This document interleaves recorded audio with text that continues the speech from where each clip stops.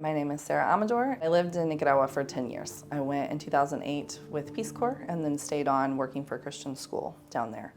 My husband and I got married in 2009. In 2018, when we had to come back quickly, we saw thousands and thousands and thousands of people marching in the streets and that were shot upon. So there was this very chaotic time of where things just kind of collapsed. My husband felt very strongly that we needed to leave.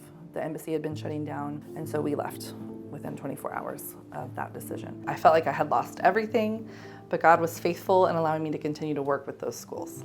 I was supported as a missionary down there, and they allowed me to transition to being a stateside consultant. I think what maybe we don't understand is that no one chooses to leave their home country unless they absolutely have to. My husband and I experienced that, having to leave very quickly in 2018. People don't want to do that, especially with their young children. You see these families coming and there's a reason. They're not doing it just because, oh, it sounds like fun. One of the benefits I've seen within my church of seeing my Nicaraguan family members come in is that it has invited my fellow church members to even just think about the process that people go through. So often we are comfortable, we're not even aware of this immigration situation, and because it doesn't affect us directly. And so for us to hear about the stories of these people, what they've lived through, what they're coming to see them come in and see that this is my brother in Christ, this is someone who shares a faith with me, who's worked really hard to get here, it really has caused some people to open their eyes to, wait a minute, what's going on here? I think especially because there is so much dehumanizing rhetoric that we hear on the media and even in some of our common spaces, you can very easily slip that on without realizing it. And so by having someone who's flesh and blood there, and you're hearing their story, it really does cause people to reflect. My Nicaraguan brothers and sisters showed me over and over and over again that you don't have to have abundant resources to be generous. And you don't have to have everything in order, or you don't have to be perfect at everything to enjoy and facilitate community. And so by having these immigrants within our midst, it's not even just about that we can help them. They bring a spirit that I think we desperately need.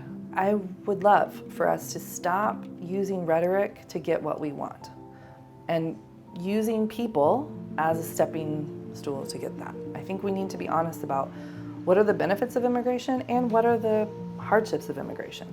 And we need to say, for example, we know that there are criminal immigrants here. We know there are people who have been convicted, have been deported, have come back, and are causing problems in our communities. That is real. So we need to say what needs to happen in that process to make sure that can't happen without punishing everyone else that has nothing to do with that. A lot of people will say, well, why do they all have to come here? Why can't they go other places? And it's not that they're not going other places. It's just that sometimes you don't have anywhere else to go. And so it's just really upsetting to see not only the way that immigrants are being spoken about, but to see how that impacts my family, how it impacts my husband, how it could impact my children. As the church, we are called to be good neighbors. And if we are allowing ourselves to be impacted by rhetoric that turns our hearts against our neighbor, that is very concerning. We need to be aware of that.